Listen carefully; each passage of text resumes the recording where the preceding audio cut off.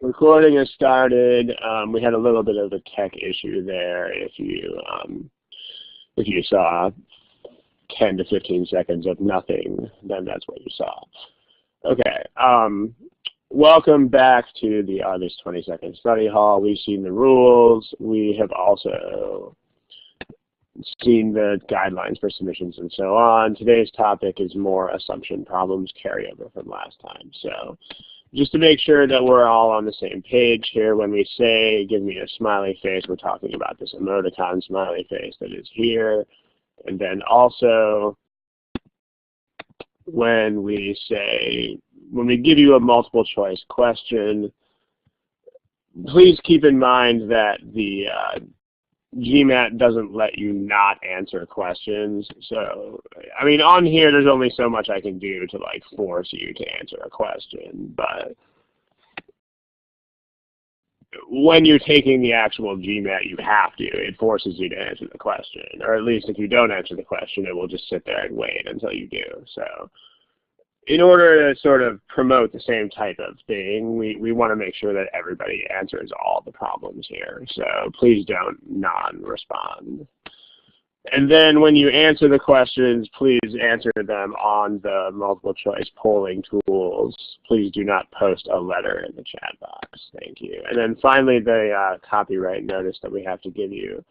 The problems here are from the GMAT prep software. In fact, all of them are today. So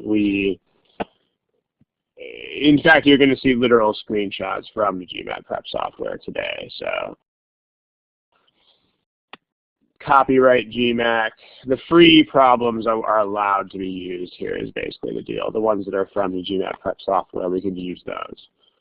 We can't use the ones from the OG because that is paid material, and that's the difference in case anyone's wondering about that.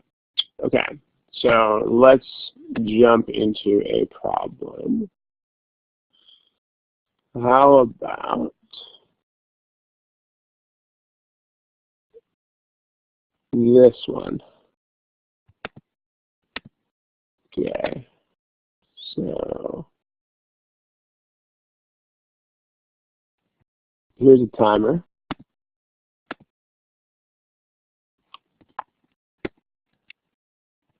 And remember to please use the multiple choice options that are located there.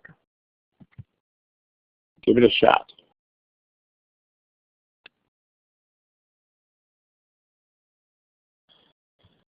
All right, we still have some non-responses, but please go ahead and pick something that is something.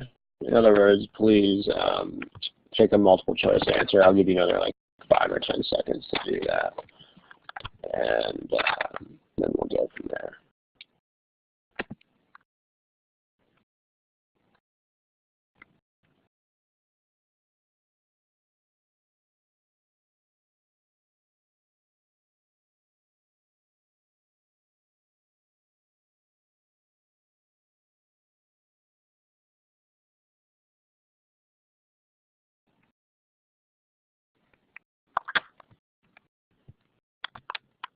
Okay, so let's take a look.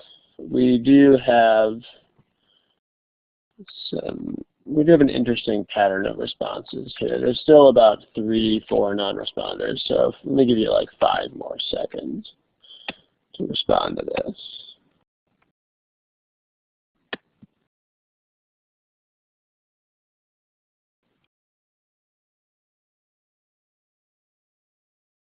Okay, so let's take a look here.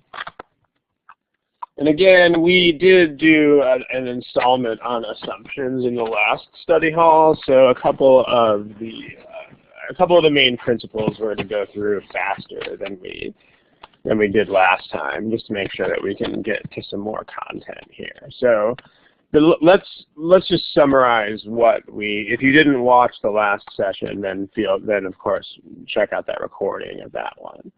But what we've learned about assumption problems in general, if it's hard to read, then the best thing you can do there is just make the window bigger. if you make the window bigger, you should not have a terribly hard time reading it. But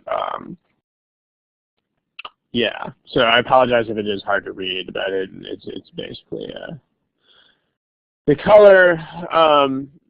Yeah, okay, I can kind of see that. Again, making the screen bigger would probably help you if that's an issue. Okay, so what we've learned. The recordings are all on the regular Thursdays webpage. You can scroll down. Just go to where Thursdays with Ron is and scroll down. Okay. What we learned from last time about these things. First of all, let me just give you a brief executive summary, and then if any of these things are incredibly unclear, feel free to ask for a little bit of further clarification on whatever point is unclear. So one thing that we learned about assumption problems is what an assumption actually is. So what is this thing anyway? So there's basically two qualities that assumptions have. They are not mentioned in the passage explicitly, and then they must be true. It's needed or required or necessary for the argument to work logically. Okay, and then how do you find assumptions? Because again, the task here is an interesting task. What I mean by interesting is the sense that you're trying to find things that are not there. In other words, you're trying to kind of just magic them out of thin air. So if you're going to try to find them directly, then you have to use thought processes that sort of penetrate to the ideas that are not actually there. So how do you do that? How can you find assumptions considering that they are things that aren't mentioned? Well, one thing you can do to find assumptions is to ask yourself whether there's any like missing connections. Like if the argument just sort of jumps from one idea to another without an adequate connection, then you have to assume a connection. You need to assume that the ideas are connected. If you need examples of these things, feel free to chat box and say, hey, I need examples of these things. But in general, these ideas are explained in much more detail in the previous study hall recording, the one that's directly previous to this one, so from August 8th. Okay, August 8th. So if basically if the argument just goes from something to something else, whoa, no connection. Like Ron is 5'10", therefore Ron is beautiful. Okay, how did we get there? Well, you have to assume that anybody who's 5'10" is beautiful. That kind of thing. So, or what you can also do is think about objections to the argument. This is a much more natural thought process because people are not bad when it comes to objecting to things. I mean, that's something that people naturally do very well. So if you can think of a reasonable objection to the argument, then you need an assumption to dismiss that objection. So, for example, if I say, okay, driving to Portland usually takes 12 hours, so if I leave now, I will get to Portland in 12 hours. One objection could be, oh, what if there's lots of traffic? So you have to assume there will not be lots of traffic. What if your car breaks down? I have to assume my car will not break down, et cetera, et cetera. And then finally, remember your friends here are the answer choices. So don't forget about the negation method. This is really the nuclear option in the sense that it usually makes it much easier to tell when things are okay and not okay as assumptions or needed or not needed. But when it comes to the negation method, it does take a little bit more time, so that's the downside of it. But it's a very powerful method. When we say negation method, what we mean is, you take, because remember what necessary means here. What necessary means is it's the same thing that necessary means in the rest of life, which is that if you don't have it, then whatever you're doing will not happen. Like if passing some test is necessary to pass a class, that means if you fail the test, you will not pass the class. If some vitamin is necessary to stay alive, it means if you do not have that vitamin, you will die. So same sort of thing here. Necessary means if the assumption is false, then the argument dies. It becomes invalid. So you can use that as a tool because you have a multiple choice question in front of you. The procedure is basically just take the assumption, take the answer choice, which is supposed to be an assumption. The idea is you don't know if it is one because it's an answer choice. But make it false, and then see whether the argument dies. If the argument dies, it's an assumption.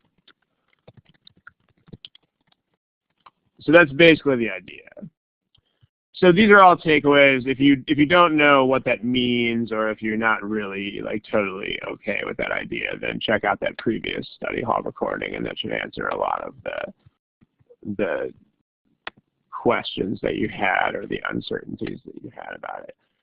Again, Josh says I'd only use negation when you have two options left. I mean, I would caution you against having any sort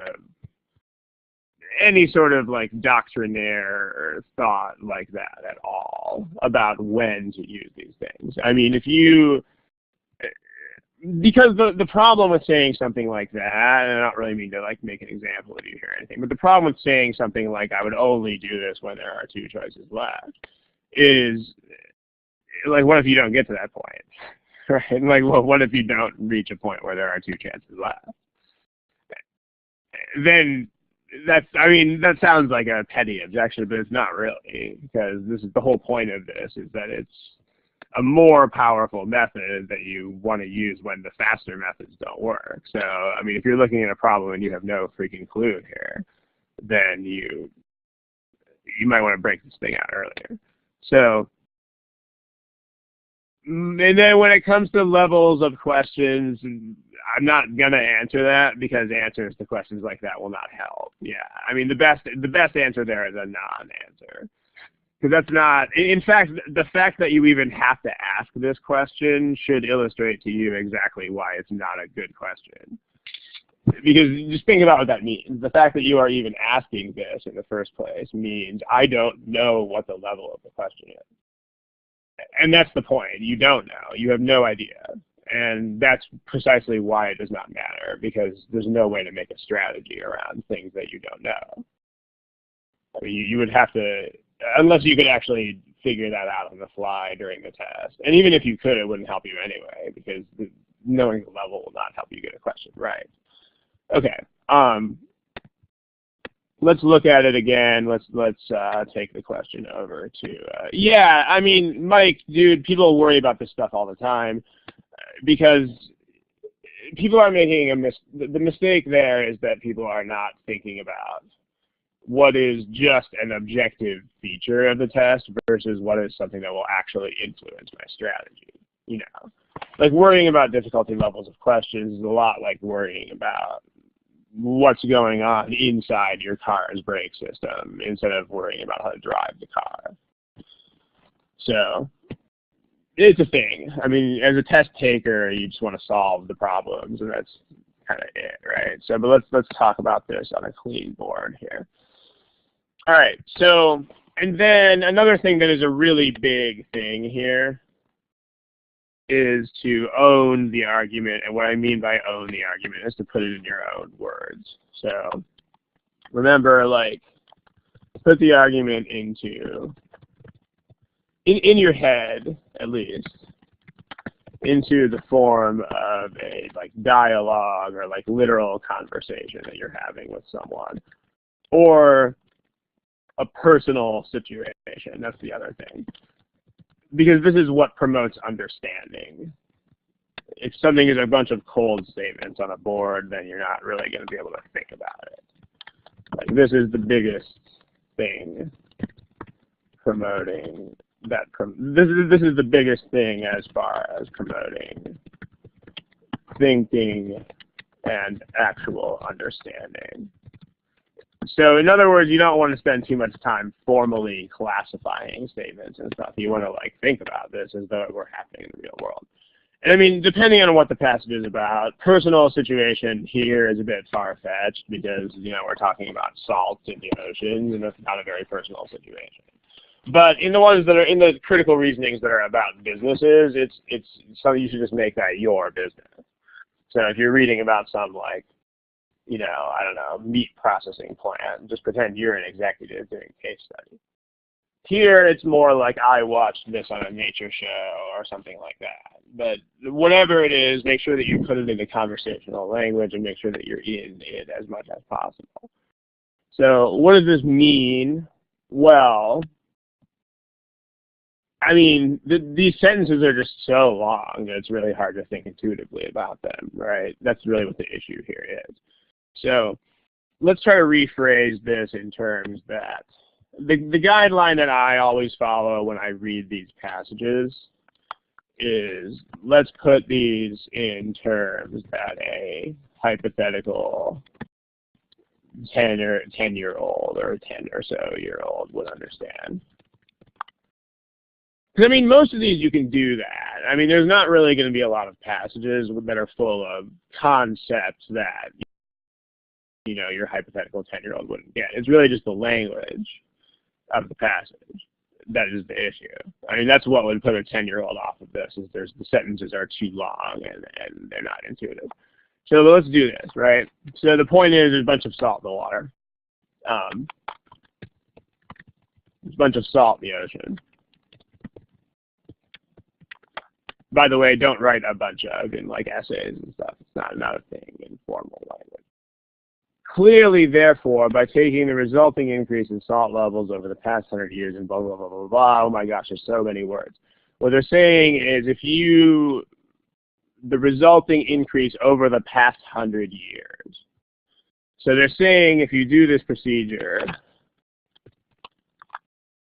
according to the speaker here, there's like a dude or a woman who's telling you how you can determine the age of the oceans. So here's the speaker says, let's give the speaker a name. Let's say the speaker's name is Chris. Chris tells us, here's how you can find the age of the oceans.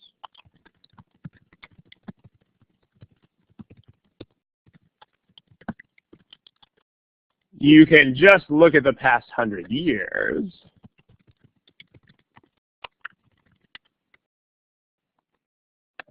This should get your mind going. See, this is the advantage of putting this into terms like someone is talking to you, because as soon as you see this, this should give you the heebie-jeebies a little bit. I mean,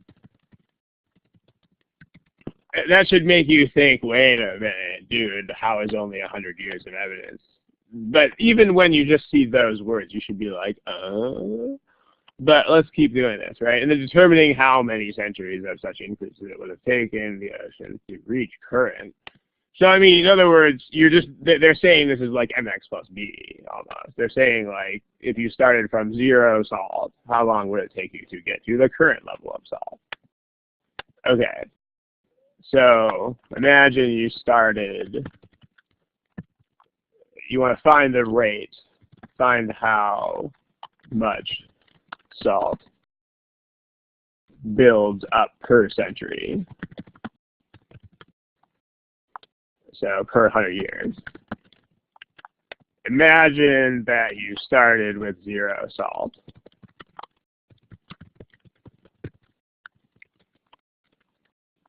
Zero salt. And then just basically divide that rate or that amount of salt that we have now by the rate, and it's like R times T, rate times time equals distance kind of thing.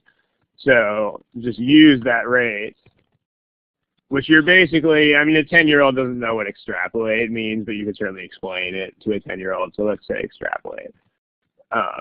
Extrapolated over the whole time. see how long the oceans would take, would need to get all the way up to where they are. Okay, I mean, that is much simpler language than what is up there, and this will undoubtedly help you understand what the issue is. So again, Chris or whoever is telling us about this kind of thing, just imagine someone you know who is kind of a nature show nerd. I mean, if you have a friend who's really into these kinds of things, that'll even help you, because if you imagine that friend talking to you, it'll become much easier to imagine that someone is actually telling you these things. And what's interesting here is that we have a very big plurality of responses. In fact, it's a majority of responses in favor of a wrong answer choice. So here's what you guys picked. And that E there, that big long bar for E at the bottom, is actually not a correct answer to this problem. But if you make this a conversation like we did here, it'll become clear why it's not. So, because okay, back to the previous screen where we had all these things about assumptions. So, what is an assumption? Well, okay, it's something we need. But how do you find assumptions here? Like, let's consider for a moment this.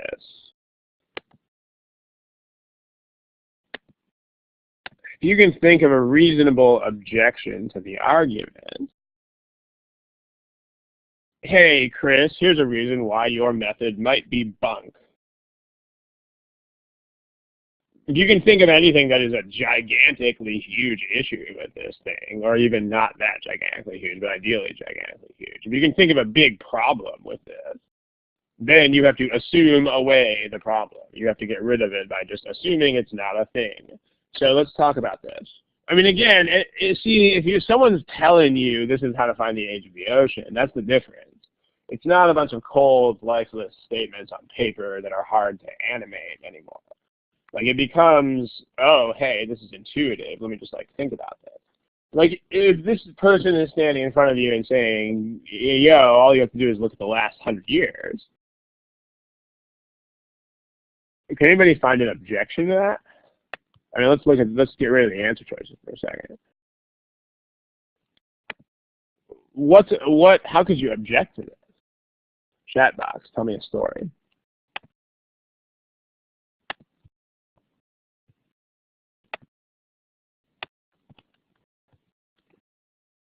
Yeah, right? I mean, basically, as soon as you see, whoa, let's just look at the last 100 years, the immediate thought that comes to mind will probably be, what? Why just the last 100 years? Like, do the last 100 years really tell you the whole story of the history of the ocean? I mean, not really, right? So, objection, wait a minute. What if the last 100 years doesn't tell the whole story? What if it's not? What if that period isn't representative? And I mean, okay, as far as having this objection come to mind, I mean, if you are thinking about this intuitively enough, then this objection should be it should just pop into your head. It should just happen.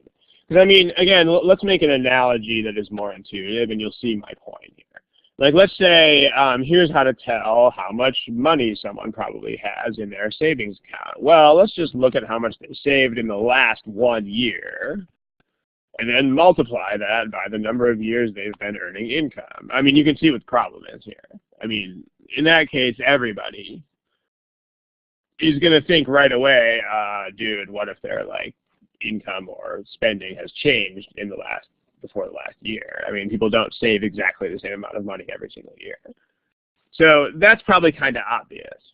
And if you would make that connection thinking about someone's savings account, but you would not make that connection here, you see what the problem is. The problem is not that you don't understand logic or that you have to learn a bunch of rules or like stuff like that. The point is that you are not thinking enough about it. You're trying to be too logic-y about it. You're not personalizing the situation. This is really what matters. This is the thing that matters the most of all the things. So what we need to assume, we need to assume that that's not an objection, basically. We have to assume that the last 100 years does tell the whole story. In other words, you have to assume that there were no, like, wildly different rates of salt accumulation before that period. We have to assume that 100 years is enough time to tell us the whole story. So that is A. That's the choice that we want.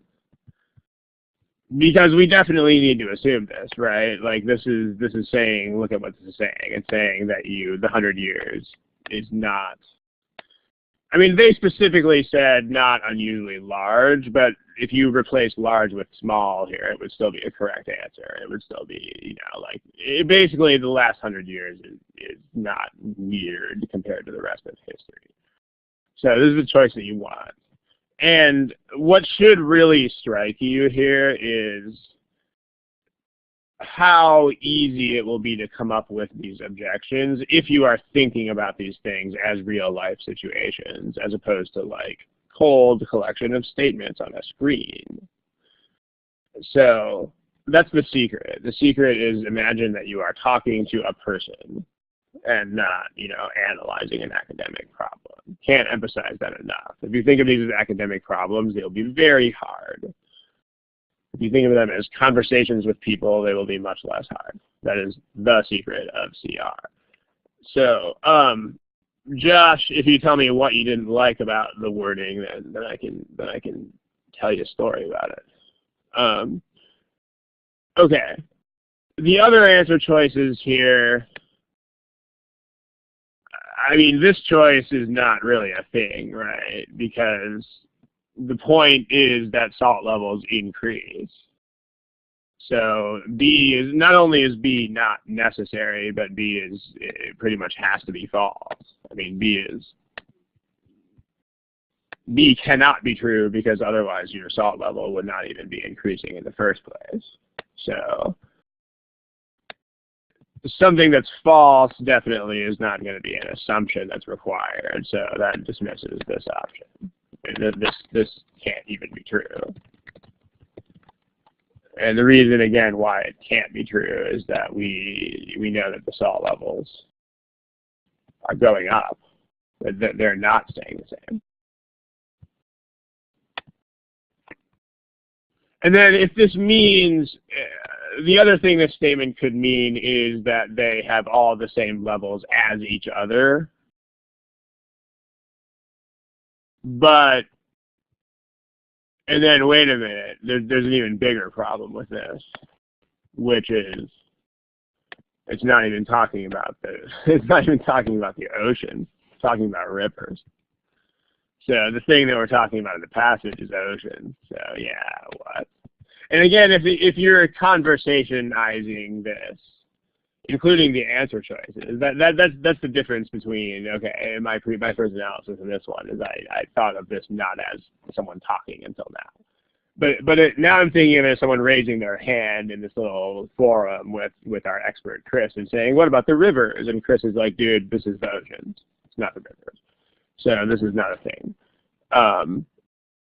Okay.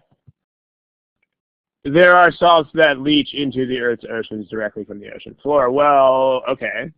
But, I mean, number one, this would not be necessary. I mean, remember, it doesn't really matter how. I mean, there's no necessary way for the salt to get there. The point is just that the salt gets there. So, nothing, I mean, there's no necessary way for the salt to get there. And I mean, besides that, we don't even care how the salt gets there at all, because that's not the point. The point is we're just looking at rates. So we also don't really care about that. Someone, if you have a question, please type it in the chat box. So the option. Let's go through the choices here first, and then I'll address these things that are on the board. This one, there is no method superior to that based on salt levels. Well, I mean, that's not the point. We're not talking about other ways. We're just talking about whether Chris's way is a thing. And then this is the popular wrong answer. So, but again, if you know what you're talking about here, you should be able to dismiss this, because again, the deal is we're just looking at rates. We're just looking at an aggregate rate. We don't really so much care where that rate comes from, what the genesis of it is, or what is physically happening, right? I mean, this would all be, even if there are salts used up by biological activity, that's going to be taken into account when you look at this rate here. So, like, even if this were to happen, even if this were a thing, it would be part of the rate that you get. It would already be. It would just be factored into that. Basically, is the idea. It would be factored into the observed rate. So, but you don't need a complete calculation, because that's the point. So I mean, the best thing to do if you really don't get these things is to make an analogy to an easier to think about real life thing. So let's do that, because a lot of people take the answer choice E. So we need intuition to make this work. Let's make an analogy. In fact, let's just run with the analogy that I made earlier. So, and then we'll return to the original question in a second. So, okay, Jim puts money into his savings account. Constantly carries salt into the oceans is like Jim puts money into his savings account every paycheck. So clearly, if we look at how much money he saved from his last pay period, or like from the last 1 year or whatever, then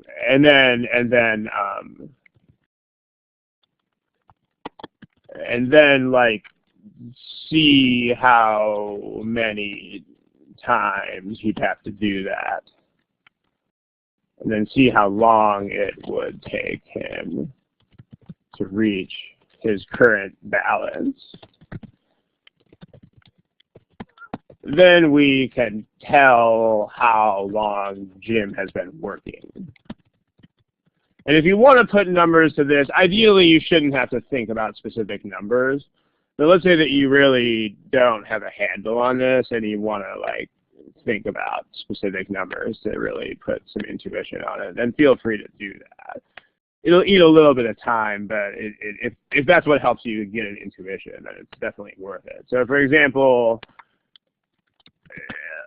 if Jim saved I don't know, $10,000 in the last year, and then he has $200,000 in savings, therefore he must have started working 20 years ago. I mean, that's basically the logic here, except it's with money instead of salt, and money is easier to think about than salt, which is the point. So, okay. In this case, it should be very clear that A is the right answer, right? I mean, A says, in the case of Jim and his savings, A would say Jim did not, save an unusually high amount of money in this last year. I mean, it should be very, very clear that we need this. Because, I mean, if Jim, if $10,000 is not a, thanks, KD, appreciate it. If $10,000 is not how much Jim normally saves, then of course this whole way of figuring this out is nonsense. Like if you normally save a lot less than that, and then whoa, income increase. Right. B is, okay, let's say that we're talking about 1 year at a time. I mean, B is like the different things that feed into the paycheck or whatever, or the savings account. So B would be something like Jim saves like exactly the same amount of money every month over the course of the year. We don't really need that because we're looking at a yearly. I mean, if Jim saves a lot less money at Christmas time, for instance, that's factored into looking at 1 year. Choice C would be something like, where does the money come from, which we don't, I mean, Jim gets some money as, I don't know, from a trust fund that his late father left him. So, I mean, you can see why we don't need that. There's two big problems there. The first is we honestly don't care where the money even comes from in the first place, because we're just looking at dollars. We don't care of what the source of the dollars is. And also, the other thing here is that even if that were an issue, we wouldn't have to assume that any particular thing was the source. D is there's no better way to figure out how long Jim has been working. And I mean, that doesn't make any difference because all we're trying to do is just say, can you figure it out this way? We're not trying to answer the question of, is this a stupid way to figure it out? We're just trying to answer, is it a way to figure it out? And then choice E, which is really the kind of, I guess, champion of all wrong answers here. E would be something like Jim doesn't Jim doesn't have to Rajnish, don't use the raise hand thing, please. Just write your questions in the text box. Okay. So E would be something, because I mean we're talking about salts being used up by certain processes as opposed to accumulating in the ocean. In terms of a savings account, this would be like money being frittered away on something instead of saved. So like Jim doesn't donate any of his money to charity instead of saving it. I mean, you can see why this is not a factor, right? Because even if Jim donates 10% of his income to charity or whatever, that's going to be factored into this $10,000. I mean, it's going to be part of that. So, and if this is easier than, if this is easier to think about, then that's the connection. This is probably much easier to think about because, oh, well, I mean, such a mundane topic.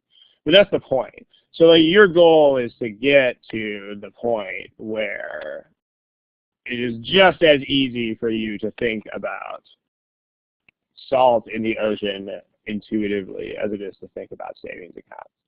And I mean, the best way for me to kind of summarize that is that your goal here is to become a nerd. What I mean by that is, like, I'm a very nerdy person, and what that means is not that I'm, like, really smart or anything. It just means that I think all the time about, like, things that are not directly pertinent to my real life.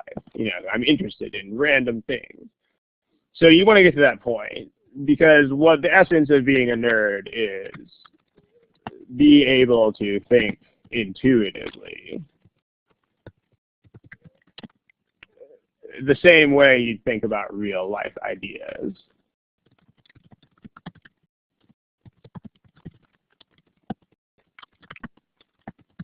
About random things. that's your goal. Your goal is to get to the point where salt in the ocean is just as easy to think about as savings accounts. So, because it should be very clear why E is not an issue here, but it's the same reason why this is not an issue here. I mean, it's all wrapped up into this overall rate that we're looking at. Okay, so let's take a look at. I mean, okay, the key word in A is, all right, so let's take this to another page. And now that we have this whole savings account thing, all right, here we go. Here's another page. Okay, let's address some of the thingies on the board. Okay, here's one question. I don't really love the way this question is being asked. Well, let me tell you what I mean by that. You shouldn't even think in these terms. I mean, because when you say keyword, again, you're still making this. You're not thinking like a nerd. I mean, you're thinking that there's going to be like some word that is like a logic tip-off or something like that. It's not the right way to think about that. I mean, you really want to just think about what the statement means, and that's all you want to think about. So, like, don't worry about like parsing the statement. Like, don't try to parse the statements. Like, don't try to break them down into like words or units or whatever. Like, just think about what the words mean. Because, I mean, I could take out unusual and express that in a different way. I mean, I could say, you know, the quantities of salt dissolved in the oceans have not, you know, increased rapidly during the last 100 years. I mean, or, you know, it has not. There has been no significant change in the quantity of salt deposited over the last 100 years or whatever. So, but that's not, I mean, if it's clearer, then that's what the problem is, because this should, if you're thinking about it in the right way, then this should be every bit as clear as those other things, which is just what is this even saying, rather than breaking down the keywords or whatever. Okay, but I'm glad that helps. Let's see what the, Josh, I'm not super clear on what your point is here. I mean, if you could try to rephrase it or something. Well, let me tell you what I'm not really understanding about what you wrote, which is these are not really opposites. I mean, a little unusual is not the opposite of unusually large, but even so, I mean, the fact that it's unusually large is not at all the issue. I mean, even if the point here is just that, I mean, the point is that we can't have any abnormalities of whatever type.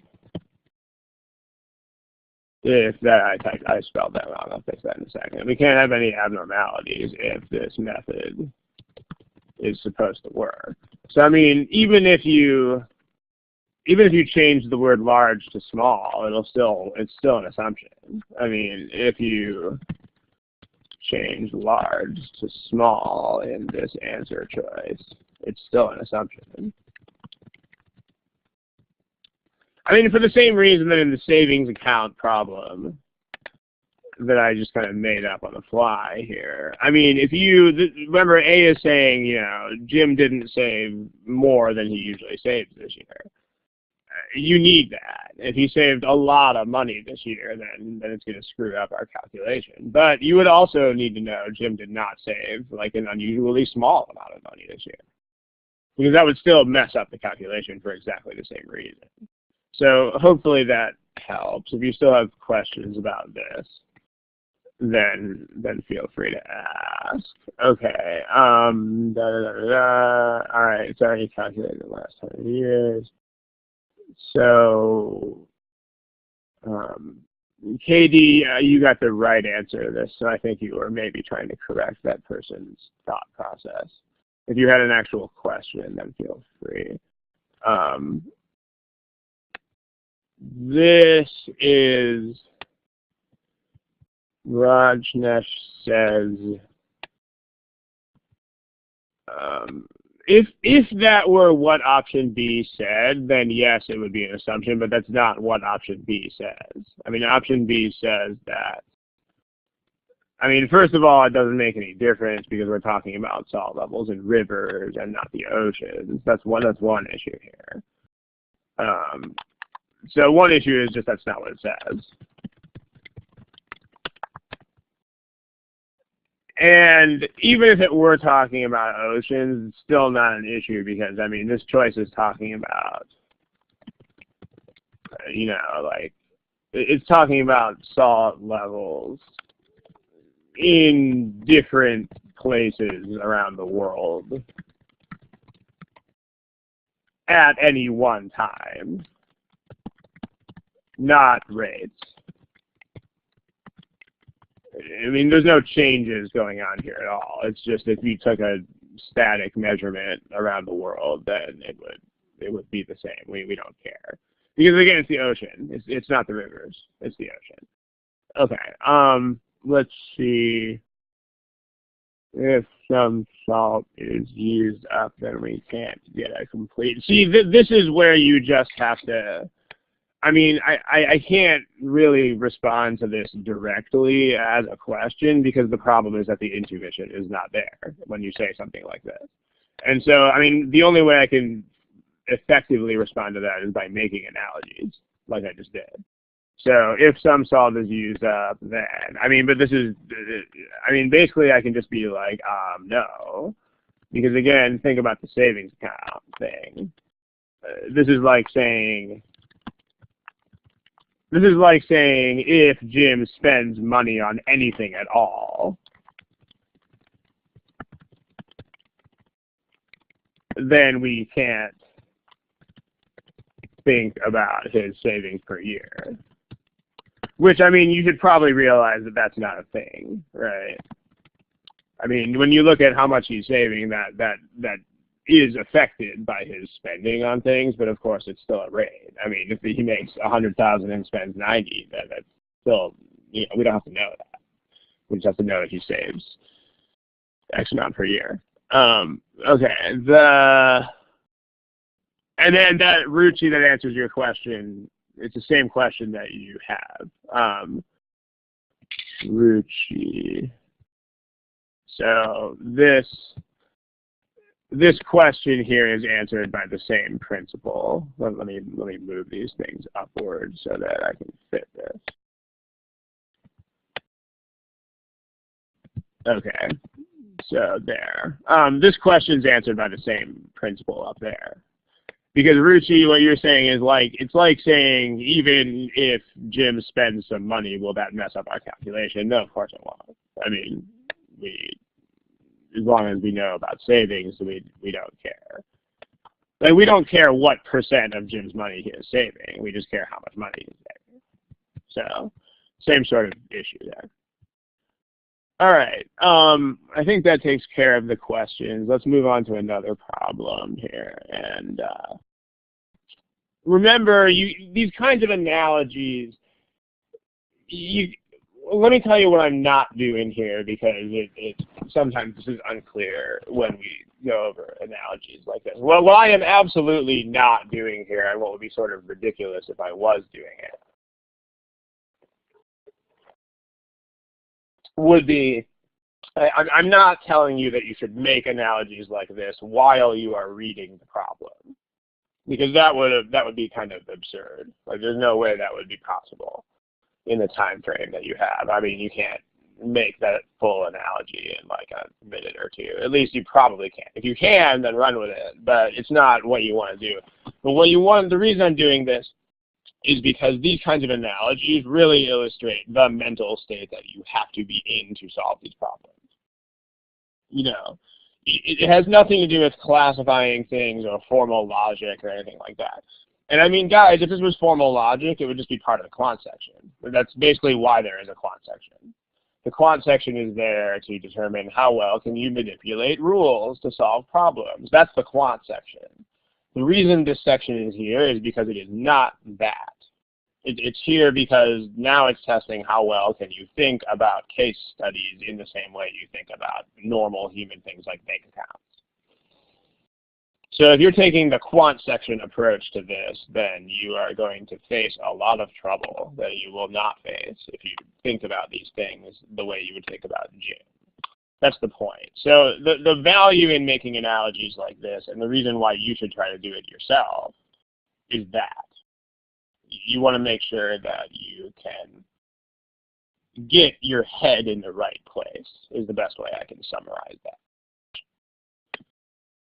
Let's try another one. How about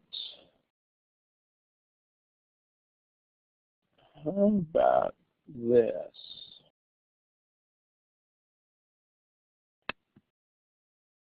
So again, remember where we have the answer choices.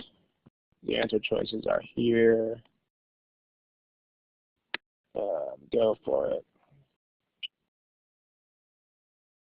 And here's a timer for you. Have a good time with that. Okay, apparently this is a fun one because only about 10 of you have answered it so far out of, what, 20, 26, 27 people. So take another not very long, take another short moment to wrap it up, but go ahead and answer it, because remember it's the GMAT. On the GMAT, there's no such thing as a not answer, so please answer the problem in the next, say, 10, 15 seconds. Thanks.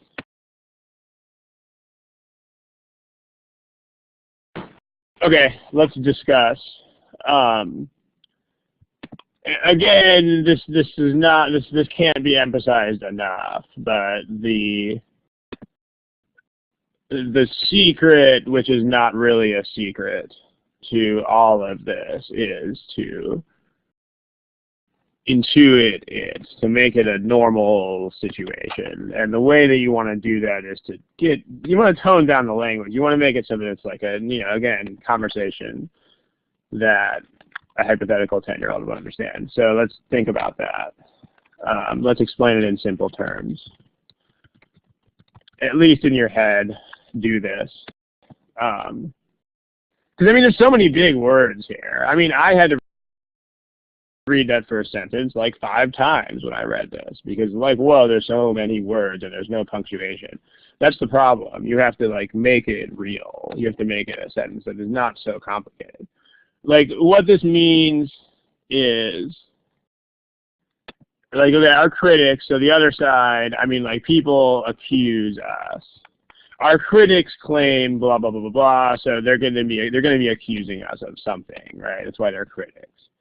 So they claim that they canceled a bunch of highway projects, and the complaint is that this is revenge against the other side. So people accuse us, we are being accused. We've been accused of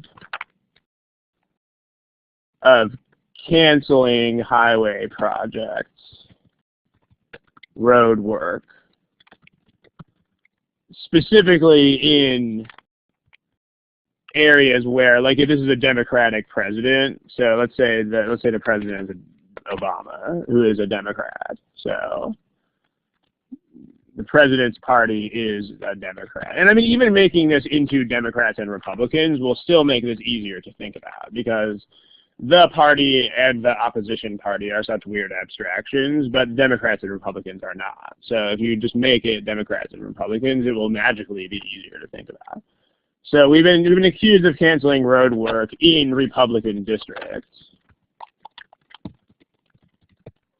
specifically to be haters of Republicans, specifically to punish those districts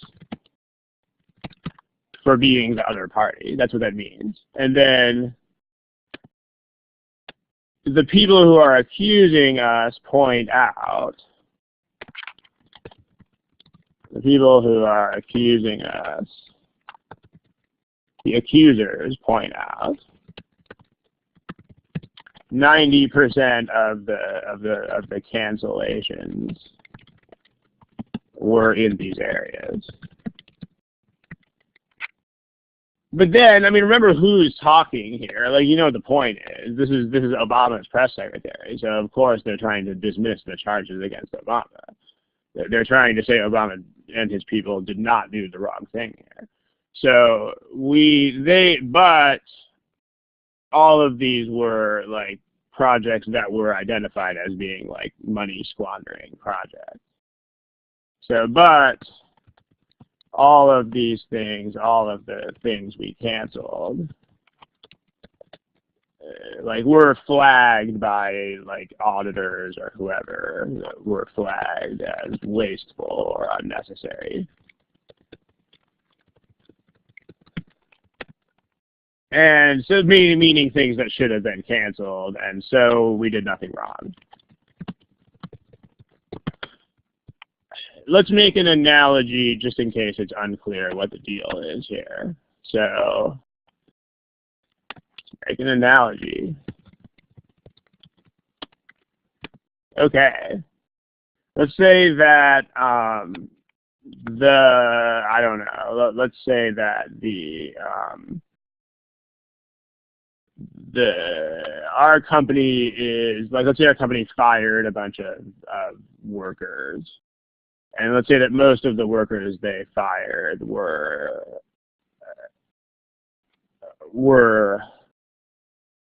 older. So our company has been accused of discriminating again. So let's say, like, our company's fired a bunch of women who work for us. So our company's been accused of discriminating against women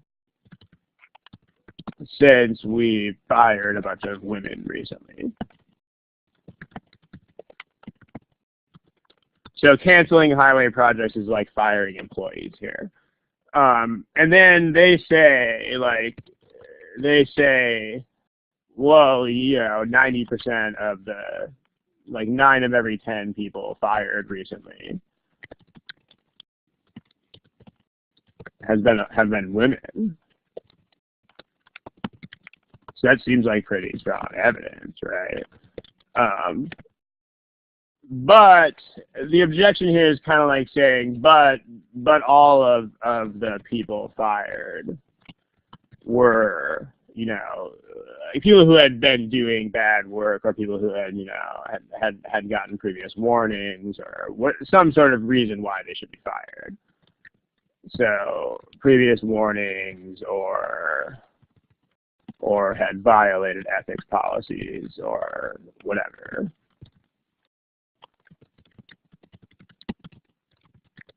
So we did nothing wrong.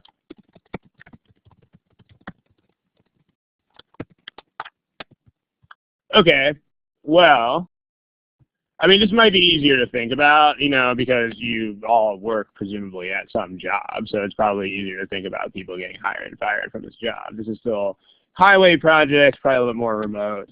So let's think about this instead. I mean, what do we need here? So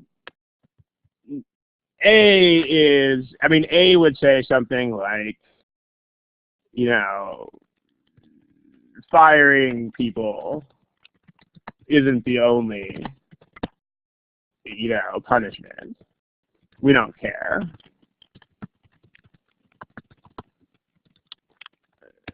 Because, I mean, even if you could, like, dock someone's pay instead or whatever, that's not what's the issue here. What's at issue here is our company unfairly targeting women to be fired?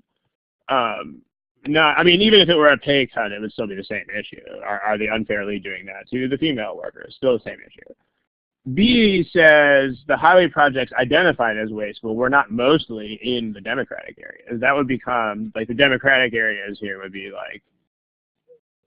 people who are not female, and the ones in the other party would be, like, females, the people who were being accused of punishing. So B would be something like, of the workers, like the workers the workers who've gotten warnings or who've violated ethics rules are not mostly male. I mean, we need that, right? Because, I mean, this is definitely a thing. I mean, if you want to try negation here, you know, definitely try. I mean, negation here will make it clear in a second that this is the answer that you want. Because, and this is not the answer that most people pick. I mean, let me just go ahead and put the stats up here on the board. Here's what you guys said. I mean, most of you guys like choice E again here. So this is another, apparently this problem is challenging to at least to this group today or whatever, but I mean, you know, if you do the negation here, I mean, if you do the negation, it will become very clear what the issue is here. The negation is something like, if this is false, then most of the reprimanded or unethical workers, in other words, the ones who should be fired, i.e. the ones whose firing would be justified, are male. Whoa, problem. I mean, to be very clear what the problem is there. Like, if we know that, because I mean, what the company is saying is that all the people who were fired are people who, like, we had a reason to fire. But if we had a reason to fire all these other people who were men, and we didn't fire them, then you know that there is something sketchy going on here, and that's the point. So C is the number of projects canceled was a significant. I mean, this just means we fired like a high percentage of our people. I mean, that's not relevant. I mean, we fired a large percent of our employees. I mean, we don't care. That's not at issue here. Like, even if we're talking about a small number of employees in a huge company, or we're talking about half of all of them, it doesn't make any difference. Because if you have disproportionate firings, you still have disproportionate firings. It doesn't matter how they correspond to the company as a whole. D, the highway projects were not generally more expensive. So, I mean, the workers that were fired were not higher paid than other workers. Again, we don't care. Because, I mean, the issue here is not, the issue in our analogy is not that they're firing the, like, highly paid employees. The issue is that they're unfairly firing women. So this is a non-issue. In the original argument, the issue is not that they're canceling expensive projects. The issue is that they're canceling projects that are in Republican districts. So you want to stay focused on what the problems actually are here. And then E, which is the choice that people like, is people, like when you have reports about firings, the opposition party, so the opposition party here would correspond to like female workers. Like female workers don't trust the numbers of firings reported by the company.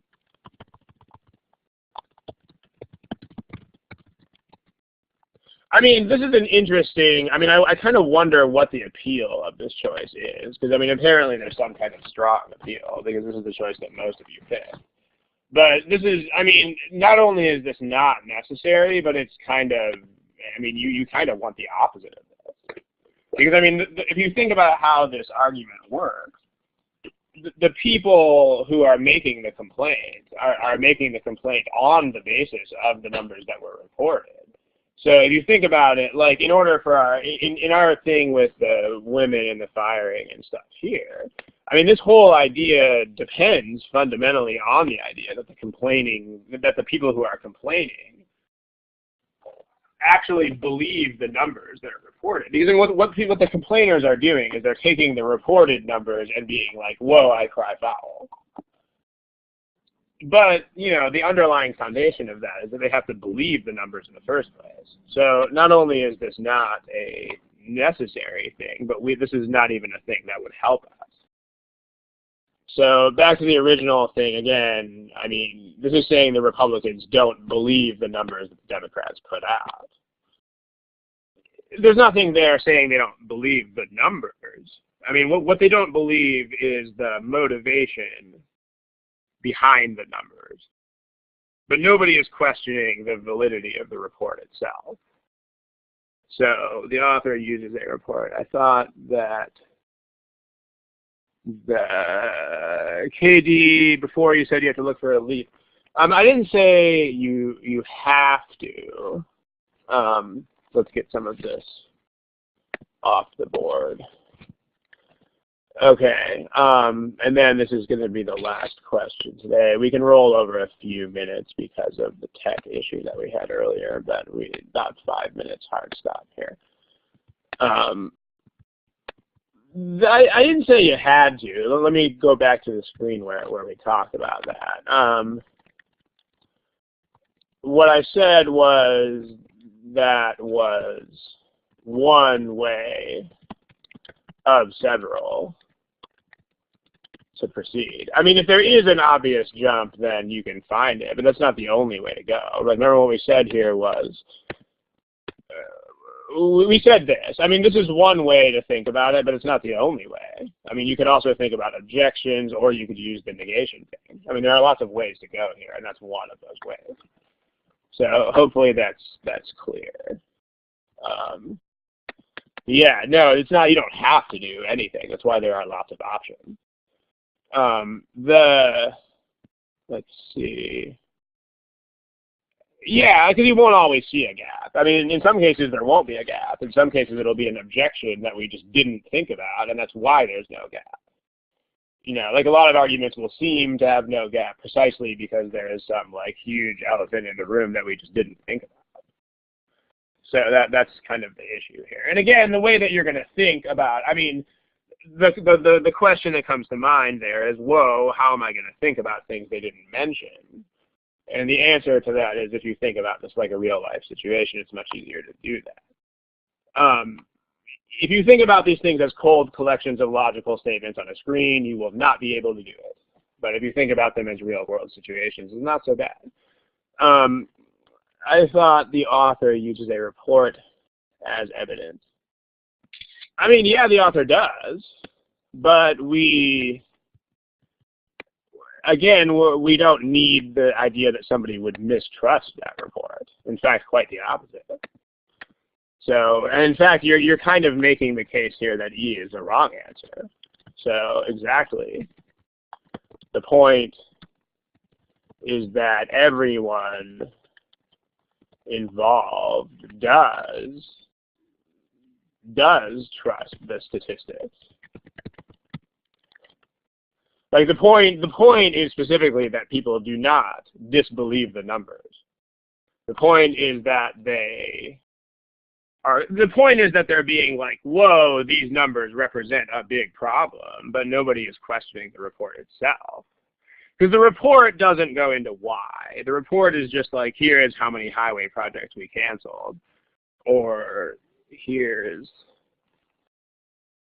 what if the info in the report is wrong? What do you think that would accomplish? First of all, that's not an objection here in the first place. The objection is, like, if you look at this answer choice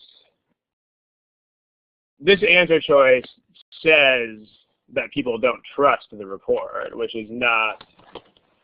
What you're inquiring about is a different issue. What you're inquiring about is whether the report is factually accurate.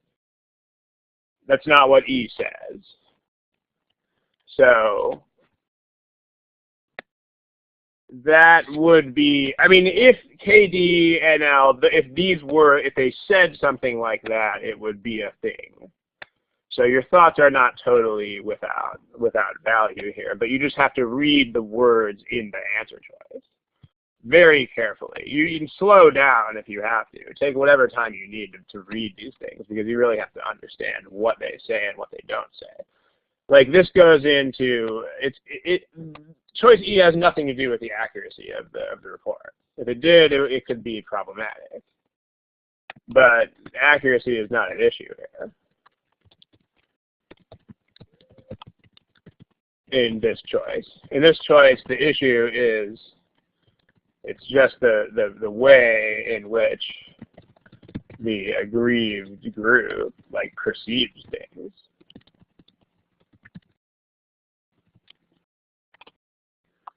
So that's the point. The way that people who feel wronged here, how do they feel about it?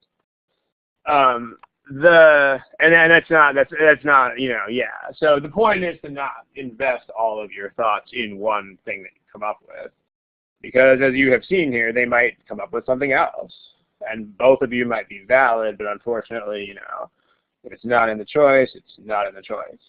Okay, now. The last thing, we got to run here in a sec, but how do we get better on timing? I mean, before you worry about that, make sure that you're even thinking about these in the right way in the first place. I mean, if you're not making these conversations or shows that you watched or some sort of personal thing in the first place, that's issue number one. And you don't even want to worry about timing until you have that under control, until you are even thinking about these things in the right way. Once you get that under control, then you can worry about, timing, which is probably just an issue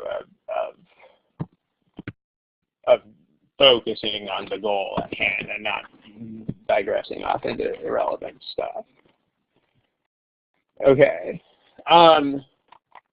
If the opposition party trusts the report, they would know that those 90% of projects were wasteful. Yeah, Naveen, you're still not seeing the point here, though. The point is that the 90% doesn't mean anything unless we know the whole thing. Because again, look at our analogy. I mean, even if people know that these women were fired for a good reason, that doesn't prove that it's not discrimination. Because if there were a lot of men who should have also been fired but weren't, then the 90% is not counter evidence here. Hold on just a second. Hey. All right, so we've got to run here in a sec, but yeah, so hopefully that addresses, Naveen, your point, which is that kind of thinking is still not taking this into account. I mean, the point is that the numbers in the report are real figures, but that the accusations are still accusations.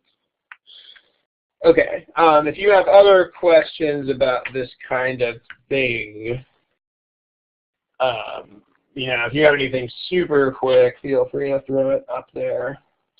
If not, we have a few more of these in store, so I think we're going to do another session because apparently this is a very fruitful discussion. It's fruitful enough that with only, 2 problems plus an initial discussion that we filled the whole time and more. So I think yeah, guys, the recordings are online. I don't think there's any way to get still slides of it, but you can watch the recordings from the Thursdays with Ron webpage. So, yeah. How many of these kinds of things are on the GMAT? Usually assumption questions, you'll see 1 or 2. It's not as significant as, it's not as significant as like strengthening and weakening in that family, which is much more common. But you'll see it. I mean, you will definitely see problems that ask you about assumptions. But at the same time, it's not everything in the world. It's not like all of the things. So yeah. Okay. Thanks. We're definitely hitting a hard stop here. I gotta log you guys out. Thank you for attending. Sorry about the small tech glitch at the beginning, but we definitely still got all the time. And we're going to do some more of this next time because there's still some more ready to go here. And thanks, guys. Good night and good luck.